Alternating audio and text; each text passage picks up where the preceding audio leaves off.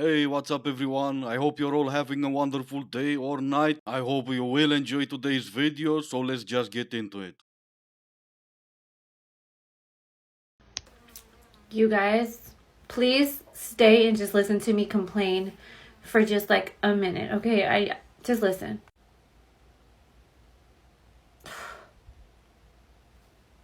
When I tell you that life is lifing, you have no idea. Everything is going great. Don't get me wrong. I live in a house. Work is good. My family is amazing. My friends are amazing. Like, life is good. But there is this one part of my life that I cannot figure out. I don't even want to get into detail. I just want to say that I will never in my life date again. I will never in my entire life date again. Like, I'm just going to be single for the rest of my life. I'm over it. Oh no. Oh well, life is lifing. Yeah, pretty much. Who knew that every major decision you take will lead to lifing? I can't remember exactly which one, but you're either a Miami party girl or an LA party girl. Who knew that dating only for fun, it's only gonna bring you fun? Who knew that only doing stuff for fun, it's not gonna lead to a serious result? Life is great, I live in a house. I guess I live under a bridge. I am everyone's friendly troll. I kind of am, but that's not the point. Anyway, I don't even think that was a complaint. You could call that more of a decision. I'm not gonna date again, which I'm pretty sure you will, but if you don't, it's not exactly a loss to anyone. Selfless women do not get rewarded in this world. And so that badge of honor that you wear of I'm so selfless, I'm so low maintenance, I put my needs on the back burner, I put everyone else first, you need to cut that out. It is not the flex you think it is. You need to start putting yourself first. Absolutely, but why? Not that I wouldn't listen to you and take your word for it, but still, why? Even from the beginning, you don't get rewarded. Rewarded by who? What type of reward? Why would you even expect a reward? Because you know, if you expect a reward for something you do, it's not exactly selfless. And you might not get a reward, but you get some appreciation from your significant other, because those women will be married, and from your friends and family. Put yourself first, and you're not gonna have anyone around you. And when you don't have anyone around you because you only consider yourself, buy a cat and name it reward. If you are ever sad over a boy, the best revenge is to become the best version of yourself. And one way to become the best version of yourself is literally destroying yourself in the gym every single day. For example, when my boyfriend and I broke up last summer, anytime I got sad, instead of wallowing in my emotions and eating pints of ice cream and watching movies, I would go on a walk or I would go to the gym and work out. I literally took my mind off of my emotions by going to the gym. Here's the way that I look at it. You can pity yourself and you can feel sorry for yourself, but at the end of the day, like, what is that truly doing for you? In the long run, what is that doing to help you? I don't care, call me toxic, but I want to be the hottest ex that they have ever had. You and everyone else just like you. Here's a little secret for you. No one cares about their exes. He doesn't care if he gets with someone new. They're not gonna care. And you're doing all that because you broke up. Shout out to you for going to the gym. Kind of. Because you're doing it for the wrong reason. If you're only going to the gym because you broke up with your ex-boyfriend, you'll most likely stop going to the gym as soon as you meet someone new. What stopped you going to the gym and be the hot one you want to be now when the two of you were together? Oh, it was probably the ice cream you mentioned earlier. So I'm seeing a lot of men crying and throwing up for women wanting men to take them on thoughtful dates. Because they say that it's superficial and you don't need no fancy restaurant to get to know someone. But let's say you meet a beautiful girl, and let's pretend she decides to go on a date with you. And since you are the type of guy that thinks this, you take her out for ice cream. Because you don't need a fancy place to get to know someone, right? But let's say she has the same mentality, and she thinks, you don't need to look your best to get to know someone. So she shows up to the date absolutely the same as she woke up. In sweats, a big t-shirt, slippers, messy hair, and no makeup. And before you men lie in the comments saying how, oh, I wouldn't care, you would never want to talk to her again.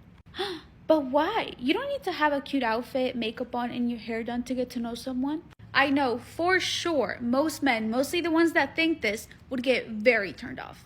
No, we wouldn't. Put your hair into a ponytail, put on some jeans, a t-shirt, and show up for the date. There you go, one mystery solved. That it's not even an argument. It's still a date. I'm not gonna show up wearing nothing but boxers. You only wear clothes if it's a fancy date? Let me solve one more mystery for you. We don't really like it that much when we ask you out on a coffee date or, as you said, an ice cream date, and you show up all fancy, all dressed up, full face of makeup like you're going clubbing. Yeah, I know, we are weird like that. We would like to see from the beginning who we're gonna wake up the next morning next to. And I know for some weird reason you're trying to convince us that beautiful women only exist on social media and all of them expect the princess treatment. Well, guess what? Beautiful women are everywhere. And no, I really doubt it's just where I live. You go outside, hundreds of beautiful women. You go into a coffee shop, they'll serve you coffee. Beautiful women. You go into a store, they'll work the register. Beautiful women. And no, they're not gonna expect the princess treatment because they exist. In fact, I know for sure if I say princess and princess treatment to them, they're gonna look at me funny. Because that's what normal people do. They don't live their lives on social media and they can tell the difference between social media and real life. Oh, but no, please tell me more what men want and what we like.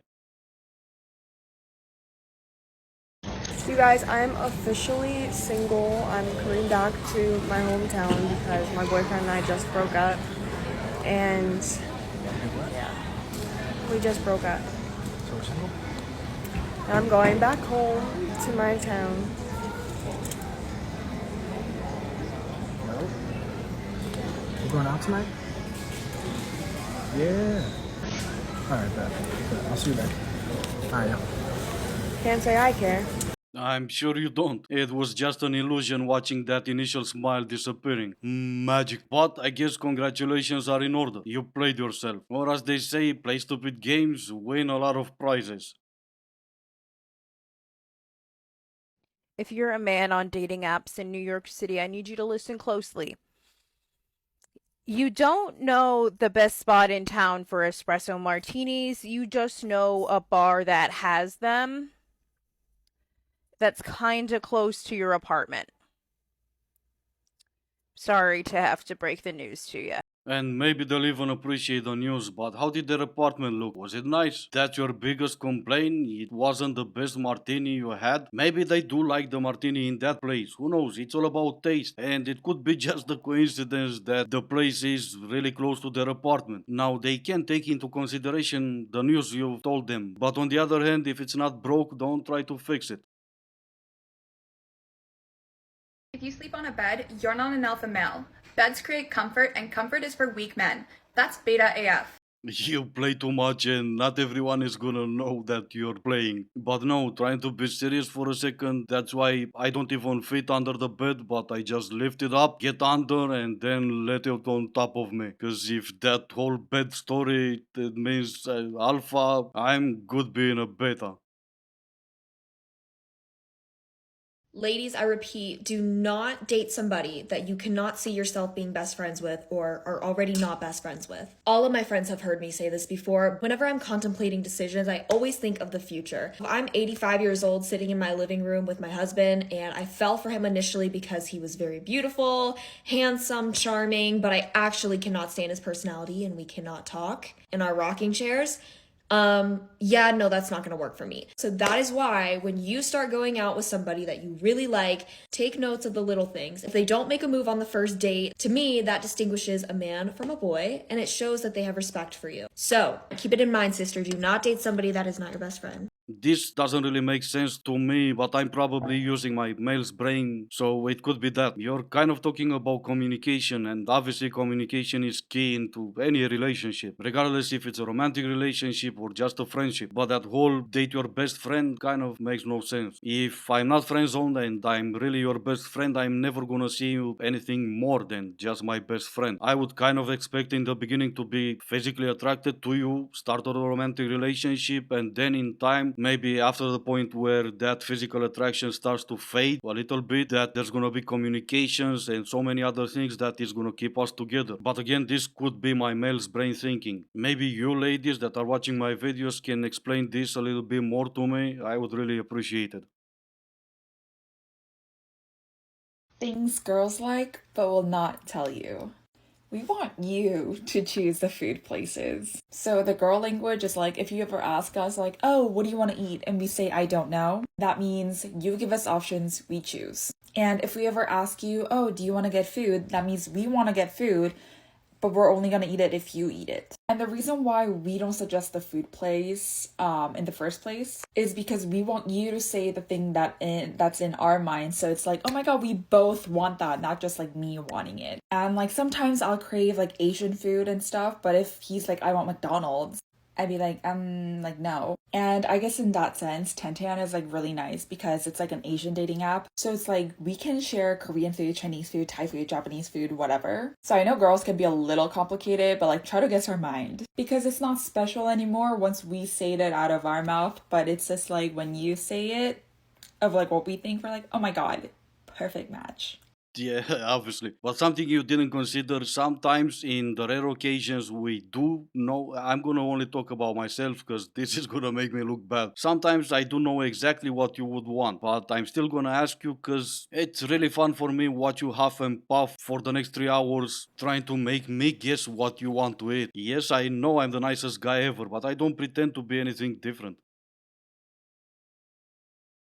Men just stay in the kitchen because it's cool king, not cool queen. Well, it's dishwash her, not dishwash him. Oh, but it's kitchen, not kitchen. In that case, I guess you're not talking, walking, gawking, thinking, blinking then. Chill, it's just a joke. Joe King. Okay, and I'm gonna let you decide on the sandwich, because this will be the end of the video. As always, I do hope you enjoyed it. If you didn't, I still appreciate you for making it this far. Thank you all so much for watching. Stay safe, and I will see you in the next one.